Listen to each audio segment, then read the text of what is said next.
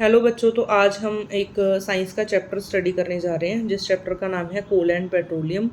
और ये 8th class का 3rd चैप्टर है। तो इस चैप्टर को पहले तो मैं इसकी थोड़ी सी हिस्ट्री बता देती हूँ कि ये चैप्टर क्यों पढ़ाया जा रहा है, कि मतलब वाई गवर्नमेंट या जो अपना एजुकेशन सिस्टम है why it is concerned about coal and petroleum. तो उसके पीछे का रीज़न ये है कि कोल एंड पेट्रोलियम ऐसे एनर्जी के रिसोर्सेस हैं जो बहुत ज़्यादा फास्ट पेस या फास्ट रेट पे कह लो आप ख़त्म हो रहे हैं, कि almost at the verge of extinction हैं, वो ख़त्म हो ही चुके हैं। यही समझो आप, अगर हम फ्यूचर जनरेशन की बात करें तो हमारे पास कोल एंड पेट्रोलियम है ही नहीं। मतलब हम कहें कि हम फ्यूचर जनरेशन के लिए कोई भी कोल या पेट्रोलियम छोड़ के नहीं जा रहे, हम इतना ज़्यादा उसको यूज़ कर रहे हैं। चाहे आप व्हीकल्स की बात कर लो, चाहे इंडस्ट्रीज़ की बात कर लो, चाहे आप किसी मतलब और एरिया की फैक्ट्रीज़ की बात कर लो, ठीक है, आप मरीन इंडस्ट्री की बात कर लो, सब जगह कोल एंड पेट्रोलियम यूज़ हो रहे हैं, ठीक है। और ऐसे धड़ल्ले से यूज़ किए जा रहे हैं कि हम सोचना ही भूल गए हैं कि they are important for our future generation too. तो आज मैं अपने स्टूडेंट्स को ये टीच कर रही हूँ, तो इसकी वीडियो भी शेयर करने जा रही हूँ। तो हाँ बेटा, आप बताओ मुझे कोल एंड पेट्रोलियम हम क्यों स्टडी कर रहे हैं? कोल एंड पेट्रोलियम हम इसलिए स्टडी कर रहे हैं क्योंकि बहुत ही इम्पोर्टेंट चैप्टर है हमारे आगे आने वाली जनरेशन के लिए। और तो इसका हमारी डेली लाइफ में भी बहुत ज़्यादा यूज़ है। ओके। और हमें पूरा का पूरा कोल एंड पेट्रोलियम पे डिपेंड नहीं होना चाहिए। हाँ, तो इस चैप्टर में आपको ये भी पढ़ाया जाएगा कि हमारे पास अदर ऑप्शंस भी हैं। कोल एंड पेट्रोलियम को छोड़ के हमारे पास और भी ऑप्शंस हैं जिनको हम क्या कर सकते हैं, as a energy resource use कर सकते हैं। तो पहला ही टॉपिक इसमें ये आएगा, ठीक है, कि नेचुरली अकरिंग रिसोर्सेज हैं जो एनर्जी की, वो दो पार्ट्स में डिवाइडेड है। First one is inexhaustible natural resources, second one is exhaustible natural resources, ठीक है। तो इनएग्जॉस्टिबल नेचुरल रिसोर्सेज क्या बताई थी बेटा मैंने, आप बताओगे आप मुझे डेफिनेशन? इनएक्सेसिबल रिसोर्सेज जो होते हैं ना, वो टोटली ह्यूमन एक्टिविटीज़ पे डिपेंड करते हैं, ठीक है। जिसका बेस्ट एग्जांपल है सनलाइट, एयर। नहीं, आप इसको भूल गए हो, जो मैंने समझाया था मैं आपको एक्सप्लेन करती हूँ। इनएग्जॉस्टिबल का मीनिंग है, फर्स्ट ऑफ ऑल तो इस वर्ड को आप तोड़ के देखो। इनएग्जॉस्टिबल, एग्जॉस्टिबल मतलब जो जिसकी खपत हो जाए, जो ख़त्म हो सकता हो, जो एग्जॉस्ट हो सकता हो। इनएग्जॉस्टिबल का मीनिंग है जो ख़त्म नहीं हो सकता, जिसकी खपत नहीं हो सकती है पूरी। नेचुरल रिसोर्स है, ऊपर से ये एक इनएग्जॉस्टिबल है। इनएग्जॉस्टिबल का मतलब आप उसको जितना मर्जी यूज़ करो, फॉर लाइफ टाइम यूज़ करो, जितनी मर्जी जनरेशन उसको यूज़ करती रहे, क्योंकि वो रिसोर्सेज कैसे हैं, वो अनलिमिटेड अमाउंट में प्रेजेंट है नेचर में, ठीक है। और वो एग्जॉस्ट नहीं हो सकते बाय ह्यूमन एक्टिविटीज़, और उनका बेस्ट एग्जांपल है सनलाइट और एयर, ठीक है। जैसे आपने सुना ही होगा अब के एयर को और सनलाइट को बहुत ज़्यादा एज आ एनर्जी रिसोर्स यूज़ किया जा रहा है। सनलाइट का तो बहुत सुना होगा सबने, ठीक है, सोलर पैनल लग रहे हैं लोगों के घरों में, ठीक है। लोग अपनी जो एनर्जी की नीड्स हैं उनको डिपेंड कर रहे हैं सनलाइट पे, ठीक है। सोलर पैनल लगा के उससे पानी भी गर्म कर लेते हैं, उससे खाना भी बना लेते हैं सोलर कुकर यूज़ करके, ठीक है। इवन जो लाइट्स लगी होती हैं अपनी इस पे ट्रैफिक पे, ठीक है, वो भी सोलर सेल्स वाली आने लगी हैं, ठीक है। वो किसी और वीडियो में वो एज अ टॉपिक उसको अलग किसी वीडियो में डिस्कशन किया जाएगा, ठीक है। अब सेकेंड वन आ गया जिस पे चैप्टर बेस्ड है, कोल एंड पेट्रोलियम की ही बात हो रही है, एग्जॉस्टिबल नेचुरल रिसोर्सेज, ठीक है। ये वाले रिसोर्सेज की क्या प्रॉब्लम है कि नेचर में वो अनलिमिटेड नहीं है, ये लिमिटेड अमाउंट में है। क्योंकि हमें वर्ड एग्जॉस्टिबल है जो उसी से ये चीज़ समझ आ रही है कि दैट कैन बी एग्जॉस्टेड और दीज कैन बी एग्जॉस्टेड, ठीक है। अगर ह्यूमन एक्टिविटीज़ है जो वो सस्टेन नहीं की गई, उनको कायदे में कानून में नहीं किया गया, तो एग्जॉस्टिबल नेचुरल रिसोर्सेज हैं जो एग्जॉस्ट हो जाएंगे, क्योंकि उनको ह्यूमन एक्टिविटीज़ हैं जो वो ख़त्म कर सकती हैं। इनके एग्जांपल्स हैं फॉरेस्ट हो गया, वाइल्ड लाइफ हो गई, मिनरल्स हो गए, कोल हो गया, पेट्रोलियम हो गया और नेचुरल गैस हो गई, और एटसेट्रा लिखा हुआ है, तो और भी एग्जाम्पल्स हो सकते हैं, ठीक है। तो आपके ध्यान में आ रहा होगा कि मैम कोल और पेट्रोलियम तो चलो हम इस चैप्टर में पढ़ लेंगे, या हमें पता है कि वो व्हीकल्स में यूज़ होता है, वो घर की कई सारी एक्टिविटीज़ में यूज़ होता है, वो इंडस्ट्रीज़ में यूज़ होता है। तो फॉरेस्ट और वाइल्ड लाइफ और मिनरल्स को क्यों यहाँ मतलब लिखा गया है, क्यों मेंशन किया गया है? तो आपके पास कोई आंसर है कि फॉरेस्ट को यहाँ एग्जॉस्टिबल में क्यों लिखा गया है बेटा, बताओगे आप क्योंकि इशिका? फॉरेस्ट जो है धीरे धीरे करके खत्म हो रहे हैं, जिससे हमारे जो एनिमल्स रहते हैं फॉरेस्ट में, वेरी गुड। ठीक है, हाँ वो धीरे धीरे करके खत्म होते जा रहे हैं, विलुप्त होते जा रहे हैं, हम्म। ट्रीज कटते जा रहे हैं, ठीक हाँ, है, जिसकी वजह बेस्ट से इसका आंसर यही है कि आप इसको फॉरेस्ट को और वाइल्ड लाइफ को यहाँ इसलिए स्टडी कर रहे हो क्योंकि ह्यूमन बींग्स क्या कर रहे हैं, अपने फ़ायदे के लिए फॉरेस्ट को काट रहे हैं, ठीक है। ट्रीज़ काटे जा रहे हैं, वहाँ जो बिल्डिंग्स बन रही हैं, वहाँ फैक्ट्रीज लगाई जा रही हैं, वहाँ इंडस्ट्रीज़ लगाई जा रही हैं, ठीक है। वहाँ कोई ना कोई कैफ़े बन रहे हैं, वहाँ कोई रेस्टोरेंट बन रहा है, ठीक है, वहाँ कोई टूरिस्ट प्लेसेस बन रही हैं।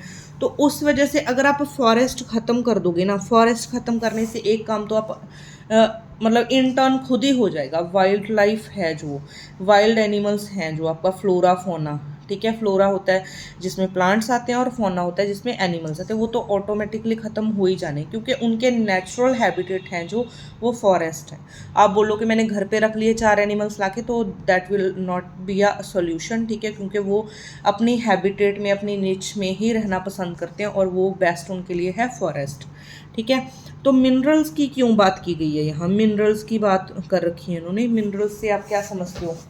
मिनरल्स जैसे कि जो प्लांट्स होते हैं, प्लांट्स हमें मेडिसिन देते हैं, मिनरल्स देते हैं, पेपर्स देते हैं, और भी बहुत कुछ। अगर प्लांट्स ही नहीं रहेंगे, फॉरेस्ट ही नहीं रहेंगे, तो हमें ये सारे मिनरल्स, वाइल्ड लाइफ, एनिमल, ये मिलेंगे कहाँ से? मिनरल्स का भी वही बात है कि मैं इसका डिस्कशन किसी और वीडियो में करूंगी क्योंकि ये एक फुल फ्लैज्ड ये एक टॉपिक बन रहा है, फॉरेस्ट, वाइल्ड लाइफ और मिनरल्स। मिनरल्स में आपको मैं यहाँ इतना समझा सकती हूँ, मिनरल मीन्स यहाँ मिनरल होता है purest form of a substance, ठीक है। तो मिनरल मैं यहाँ आपको एक एग्जांपल देती हूँ, मिनरल मीन्स वाटर, ठीक है। अगर आप फॉरेस्ट ख़त्म कर रहे हो, वाइल्ड लाइफ ख़त्म कर रहे हो, तो मिनरल्स अपने आप ही एट दी स्टेक हैं, वो ख़त्म होंगे ही होंगे। और पानी की दिक्कत तो सभी ने सुनी रखी है, ठीक है। वैसे ही लोग ज़्यादा चले जाएं किसी हिल स्टेशन पे, वहाँ वैसे ही पानी ख़त्म हो जाता है। और रिसेंटली ऐसा भी एक केस आया था कि अमेरिका के किसी जगह की बात है, किसी स्टेट की, कि वहाँ पानी की एक लास्ट बूंद भी नहीं बची थी, ठीक है।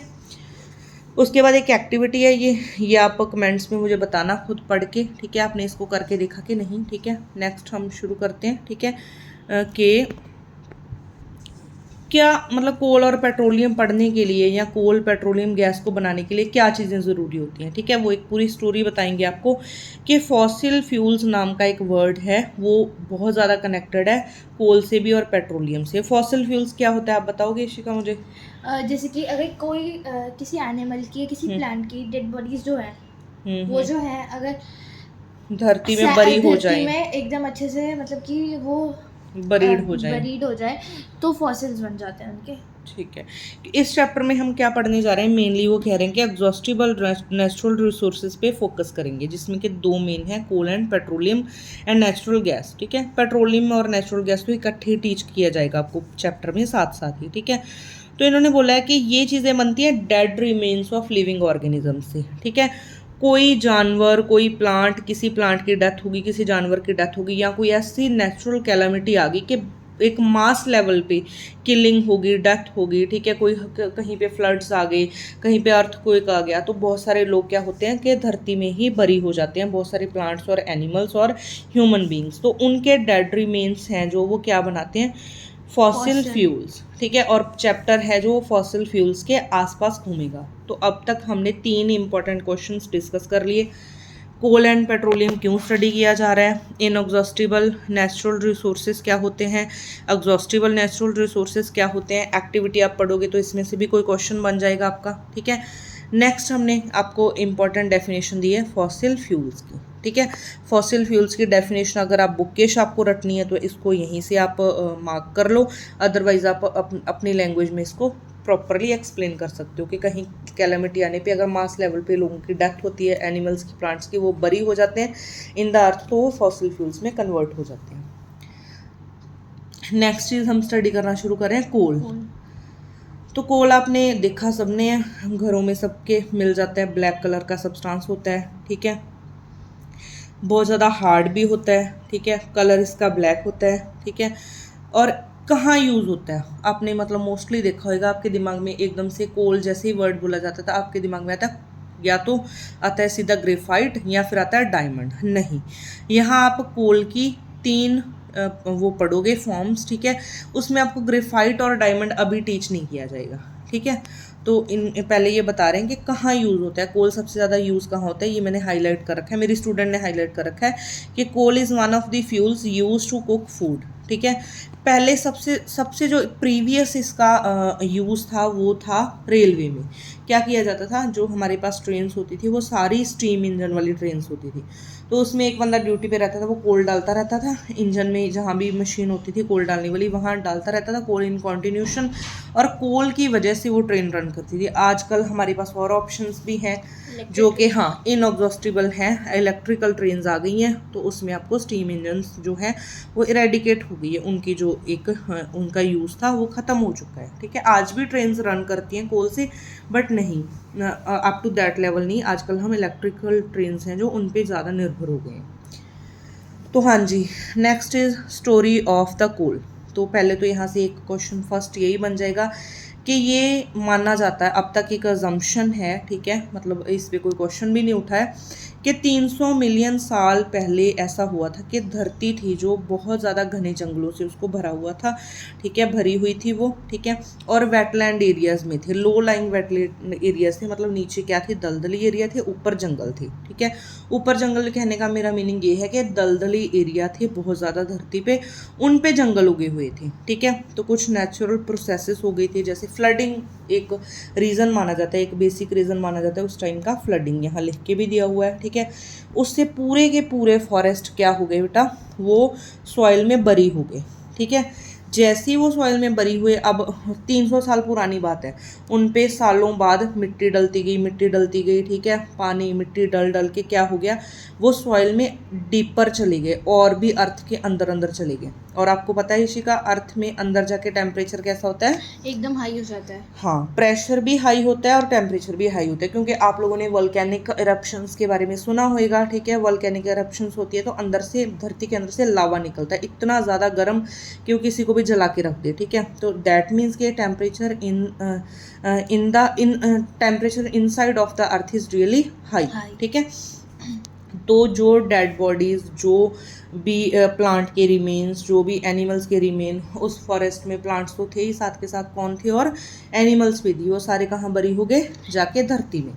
और under the high pressure and under the high temperature वो किस में कन्वर्ट हो गए, अपने कोल में कन्वर्ट हो गए। ठीक है, और कोल में सबसे ज़्यादा अमाउंट किसकी होती है, कार्बन की। ठीक है, ये आप याद रखोगे, क्योंकि ह्यूमन बॉडीज़ कह लो, चाहे आप प्लांट्स की बॉडीज़ को बोल दो, चाहे आप एनिमल्स की बॉडीज़ की बात कर लो, वो ज़्यादा किसकी बनी होती है, कार्बन की बनी होती है। ठीक है, अब यहाँ एक और क्वेश्चन बनेगा, what do you understand bye carbonisation. ये स्लो प्रोसेस जिससे एक dead remains of organisms, dead remains of plants, specially dead vegetarian जो वो हैं रिमेन्स हैं, वो किस में कन्वर्ट हो जाए, कोल में कन्वर्ट हो जाए, उनको कार्बोनाइजेशन बोलते हैं। ठीक है, जब आप कोल की बात करोगे ना स्पेशली, तो वहाँ वेजिटेशन की ही बात करनी है, वहाँ प्लांट्स की ही बात करनी है। ठीक है, क्योंकि कोल डेड रिमेन्स ऑफ प्लांट से ही बनेगा, जबकि सी एनिमल्स जब बरी हो जाएंगे अंडर द सी, वो हाई प्रेशर और हाई टेम्परेचर की प्रेजेंस में पेट्रोलियम में कन्वर्ट होंगे और नेचुरल गैस में कन्वर्ट होंगे। ठीक है,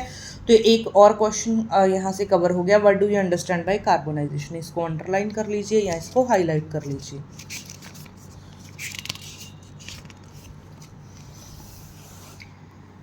उसके बाद कहा जा रहा है कि जब भी एयर की प्रेजेंस में कोल को बर्न किया जाता है, ठीक है, तो मेनली वो कौन सी गैस बनाता है, कार्बन डाइऑक्साइड। क्योंकि आपको पहले ये चीज़ मैंने क्लियर कर दी कि कोल क्या है, अपने आप में कार्बन है, और अगर आप उसको ऑक्सीजन की प्रेजेंस में बर्न करोगे तो definitely it will form carbon dioxide gas. ठीक है, तो कोल को इंडस्ट्रीज़ में प्रोसेस किया जाता है, 3 इंपॉर्टेंट चीज़ें बनाई जाती हैं उनसे। First is coke, second one is coal tar, third one is petroleum, नहीं, कोल गैस। पेट्रोलियम तो टॉपिक ही अलग है। ठीक है, तो अब हम वन बाय वन डिस्कशन करेंगे, what do you understand by coke. ठीक है, तो कोक ये पीने वाला कोक नहीं है, ये एक टफ, पोरस और ब्लैक सब्सटेंस होता है। अगर आपने घर पे अंगीठी जलते देखी है तो आपने डेफिनेटली कोक देखा होगा। कोक एक हल्का सा ऐसा, मतलब समझो एक लाइट वेट, हाँ, और उसमें भी क्या होते हैं, स्पॉन्ज की तरह छेद होते हैं। ठीक है, टफ होता है, ब्लैक कलर का सब्सटेंस होता है, अंगीठी में डाला जाता था पहले के टाइम में। ठीक है, और ये almost pure form of carbon इसको बोला जाता है, ठीक है। ये यूज़ होता है, आगे इसको आपको डिटेल में हो सकता है नेक्स्ट क्लासेस में टीच किया जाए। It is used in the manufacturing of steel and in the extraction of many metals, ठीक है। मेटल्स की एक्सट्रैक्शन में क्यों यूज़ होता है वो मैं बता देती हूँ, क्योंकि जिसमें इसको पोरस बोला गया, आप इसको देख भी सकते हो, कईयों के घरों में अभी भी मिल जाएगा ये। इसको पोरस बोला गया है, तो एक्सट्रैक्शन ऑफ मेटल्स में इसका क्या यूज़ होता है, ये क्या करता है, एडहेशन और कोहेशन की प्रॉपर्टीज़ की वजह से इस पर क्या होती है, एड्जॉर्प्शन हो जाती है, एड्जॉर्प्शन ऑब्जॉर्प्शन के काम आता है, ठीक है। तो इसको एज अ कैटलिस्ट भी यूज़ किया जाता है। हाँ जी, कोल टार आप समझाओ अब इशिका, क्या समझे आप कोल टार से?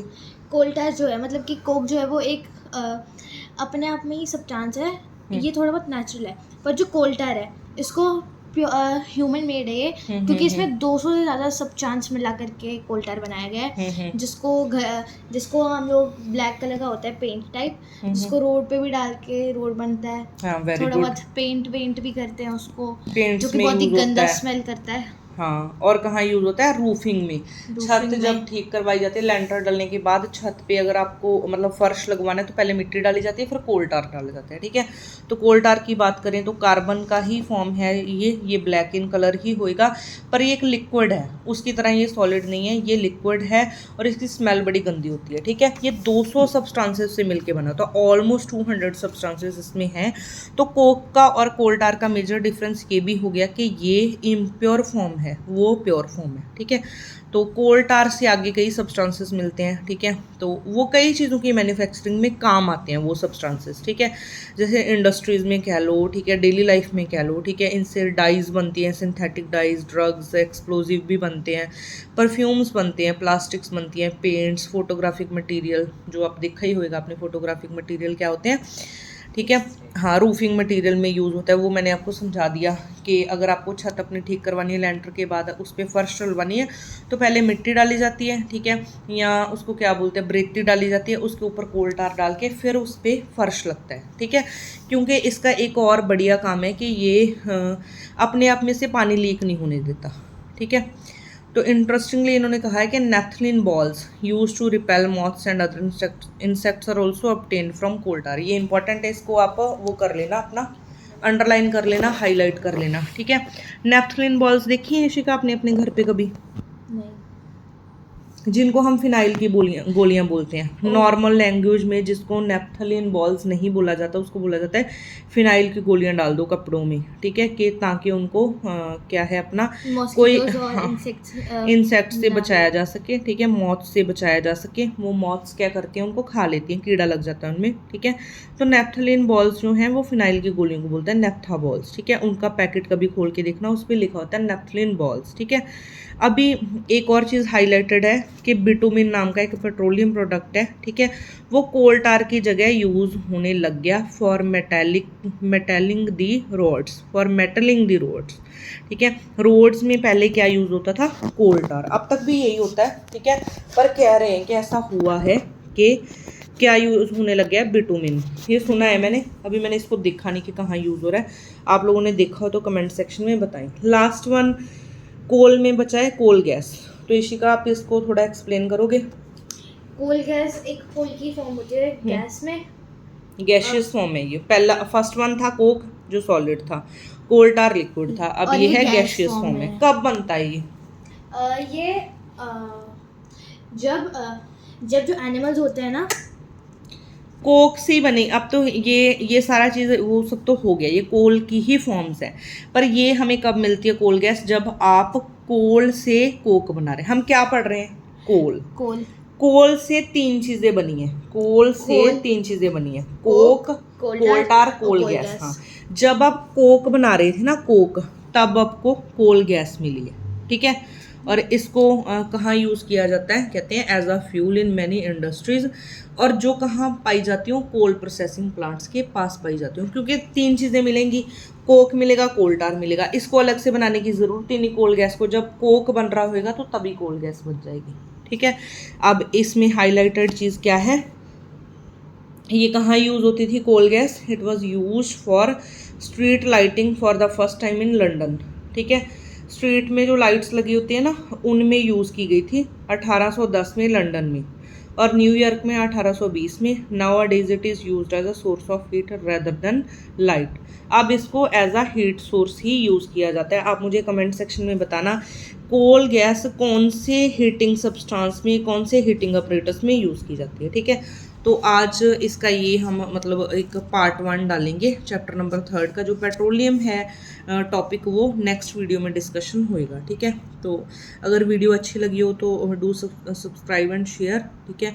और आप बेल आइकन है जो उसको प्रेस कर देना, ठीक है, ताकि नेक्स्ट वीडियो हम कोई भी डालें तो आपको उसका नोटिफिकेशन मिल जाए। Thank you for watching.